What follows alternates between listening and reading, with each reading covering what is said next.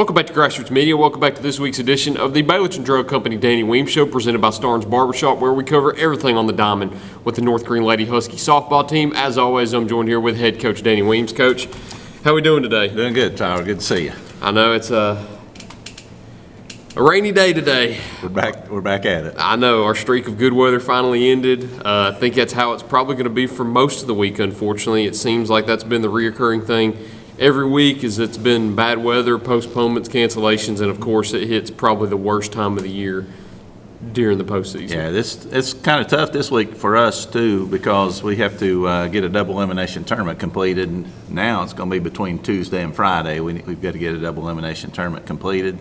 So we'll see what happens. Hopefully we can do that.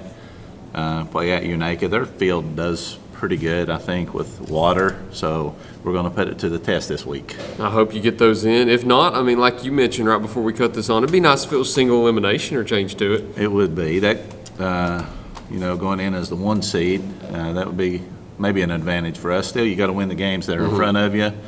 But, if we do have to cut it back to a single elimination tournament, I won't complain.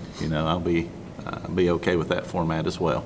Speaking of being the 1 seed, let's go back and see how you got that 1 seed, because the last time we had talked, you were sitting in the 2 spot, and then you jumped into the 1 with 3 conference wins last week and that big win over Cloudland to end the week. So take me through your week. I know we highlighted how it was crazy that the final week of your regular season consisted of mainly district games, and you were able to win all 3 like we talked about. How great of a feeling was that when you ended the week? Yeah, it was a good week for our girls. They really played well.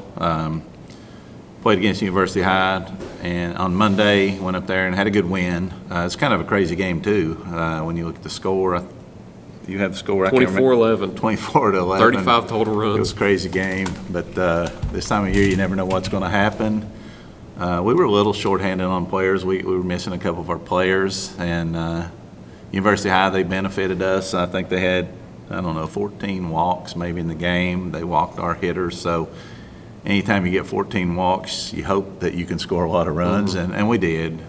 Whenever we got runners in scoring position, we got some good hits there, and I think University High may have out-hit us in that game, though. That's a little bit of trivia on that game. I believe that's true. I'd have to look at the box score to confirm it, but I think that may be true.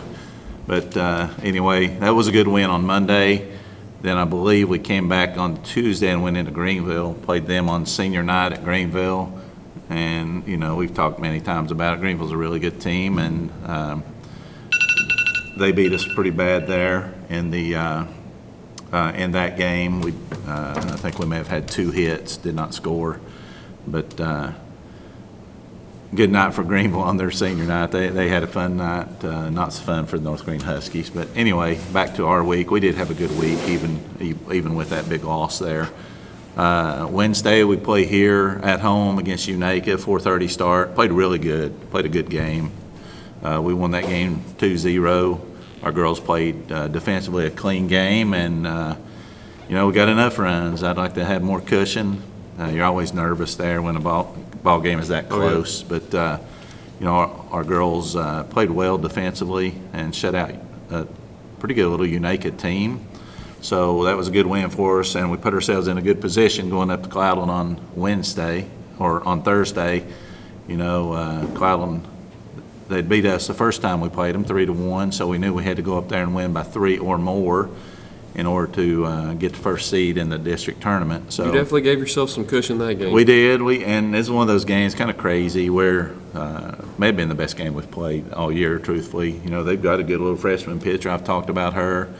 And we did enough there to hit her and score some runs. They made a pitching substitution, and we ended up scoring quite a few runs that game. And they made a few errors and helped us out some, but we really did play well. Our girls, I think Haley Bailey was 5 for 5, Hannah Brooks 4 for 6. I don't remember all the stats. I know our first top 4 or 5 hitters, it was just phenomenal, the production that they had in that game. I know Maddie Phillips hit a home run there. Again, Hannah pitched a good game, and we made most of the plays in the field. I don't know if we were error-free, but we made most of the plays. So, good game overall for us. Going back to that UH game, you were correct. University High, 10 hits, North Green, 9 hits. Yeah, it's crazy. But when you have that many walks and they committed 8 errors, then that kind of helps in your favor a little bit. But going to the Cloudland game, we had talked about how rarely ever does a regular season finale hold so much weight, and it ended up coming down to what we talked about, how you were hoping to get through University High and Unaka to where that game was for the 1 seed in the tournament, and you get a split of the regular season championship with Cloudland with that win. What was your mindset going into that game, knowing how much it meant and how it was truly coming down to the very end of the season? Yeah, it's kind of funny because we got off the bus and doing our pregame warm-ups and things. I didn't think our girls were locked in at all. Sometimes it's those games that end up being the better games. It's crazy how it that did works. this time because I actually jerked them off the field. We were doing warm-ups, infield, outfield routine. It was awful. It was embarrassing. So I pulled them off the field, stuck them in the dugout, and we waited till game time. And at that time, we just showed up and played. It was crazy. But I was concerned about our approach there and our pregame warm-ups and how I felt the girls were approaching the game. I don't know, maybe I overreacted or whatever because once the game started, they were locked in, played really well. So kudos to our girls. They got the job done all week.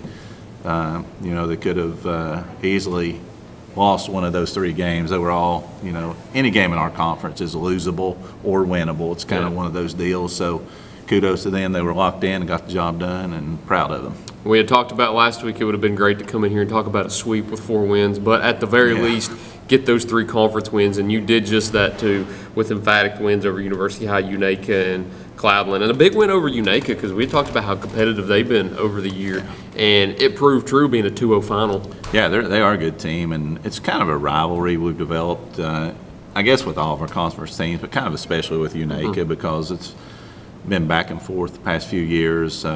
I think we've both had really good teams for single-A softball, and we like to battle with each other. I think at least we do with them, and I think they would say the same thing. We usually have clean games as far as sportsmanship, but both teams play hard and both teams want to win, and it was one of those games. And like I said earlier, it could have went either way, but this time we were fortunate. It fell to our favor this time. Could see them later down the road this week with the district tournament ahead at Unaka also. But before we talk about that a little bit more, I want to go in and cut into the break. We'll see what the number 1 seeded Lady Huskies have on the table when we get right back from this break here on Grassroots Media. Pizza, pancakes, or donuts, the Davy Crockett Travel Center in Baileyton has the cure for all your cravings. While you're there, shop our general store for souvenirs, gifts, and cellular accessories. In a hurry, grab a cold drink and a hot dog to go. Check us out on Facebook and come to Baileyton. Baileyton Drug Company services the surrounding communities of Baileyton with excellent patient care using a full-line pharmacy, over-the-counter selections, and a convenient drive-thru. When you visit us, you are treated as a neighbor, not a number. It's not just our slogan, but our culture. We're investing in our patients, local schools, and community. For over 5 years now, we have established ourselves as an independently family-run pharmacy that isn't driven by corporate goals. We are driven by what is best for your overall health and wellness. We're conveniently located so you don't have to make the drive. Prescription drugs are just the tip of the iceberg. We also offer natural remedies, essential oils, at-home medical needs such as walkers, rollators, bath accessories, as well as wound care products. And coming soon, basic urgent care services. What makes us better than other drugstores out there? When you frequent Baileyton Drug, you will receive professional, courteous, and friendly service that goes above and beyond any other pharmacy in the area. Remember, you're a neighbor, not a number.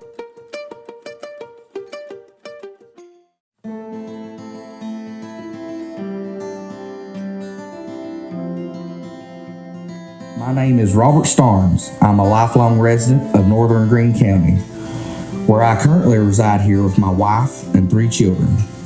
I was in Barber in Greenville for the last 6 years, but I have recently changed locations to my new shop in Baileyton. It's at 285 Mortis Hollow Lane, Afton. I'm also a proud supporter of North Greene Athletics. Come see me for all of your men and boys grooming needs. Go Huskies!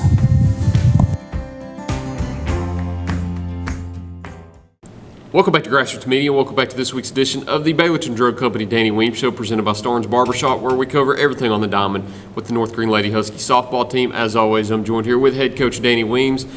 You got a good week ahead of you, hopefully. We hope so. District tournament, fun time of the year. It is. Number one seed too. Always got to mention that when you're privileged enough to say it. Well, I kind of play, and I don't know if it's the right thing to do or not.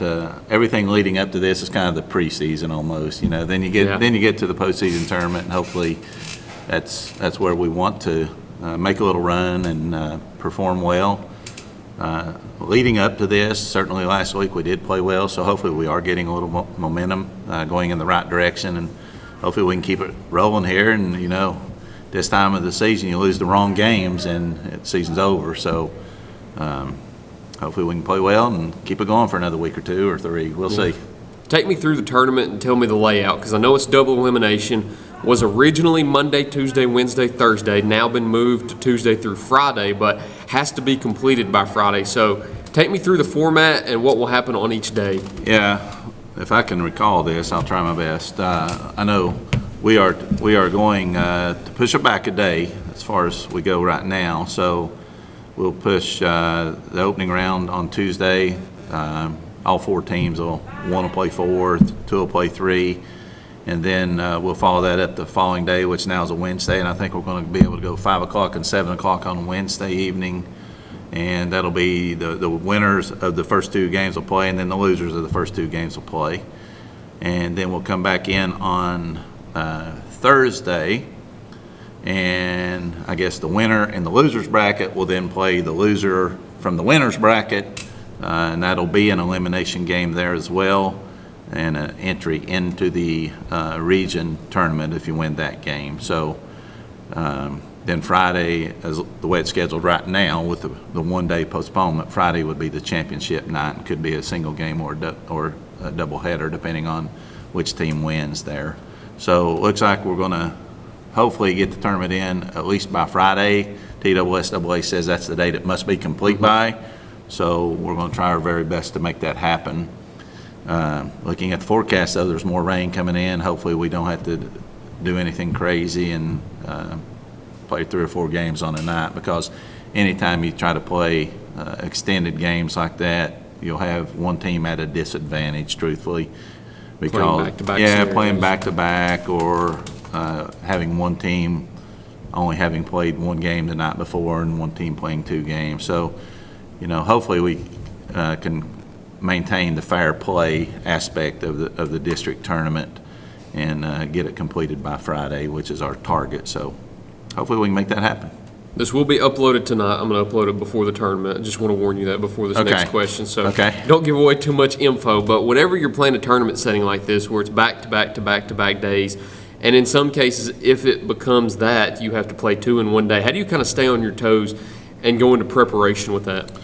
Yeah, well, you just have to analyze the situation and try to figure out what's best for your team and where your team is at, on the given day that it happens. So right now I feel pretty good about where we're going to end, because we've had the weekend off and 4-day break, so everybody should be rested. Yeah, everybody's rested at this point, but going, like you said, going into the week, something may come up, and but we'll have to analyze the specific situation. It's hard to say, there's a cookbook for this, because there really isn't. We'll have to analyze the situation, take in all the data points, and see what the best decision would be, and hopefully our girls stay healthy. And we don't want to overpitch anyone, that kind of thing, but softball's a little different than baseball. We don't have pitch counts, and we have pitchers, on our staff. I feel pretty good about the depth of our pitching staff. We have Hannah's taken most of the innings this year, but Maddie's also done a good job, and we've also used Cadence some in the varsity level. So, we'll try to use every resource that we have, and to the best of their ability, and put them in situations where they can be successful and see what happens. Just like you are, I'm sure. I'm really excited for the tournament. This is my favorite time of the year, too. You get 3 times each year with fall, winter, and spring sports. When you get to the postseason, it's always fun. Yeah, it's my favorite time of the year, too. School's ending, and testing's over. We got softball to play. It's a lot of fun this time of year. Hopefully the rain goes away. I'm sure you're going to be saying rain, go away all week. We hope so. Do you have a rain dance? I do not have a rain dance. I was hoping we could get a rain dance on Maybe you can demonstrate one, and I'll try to learn. Okay. I'll learn one the next time I come in here. That sounds great. But, Coach, I think that's all I've got for you. Appreciate you once again. Thanks, Tyler. Thank you all for watching this week's edition of the Baileyton Drug Company Danny Weems Show, presented by Starne's Barbershop. Look forward to seeing you next time here on Grassroots Media.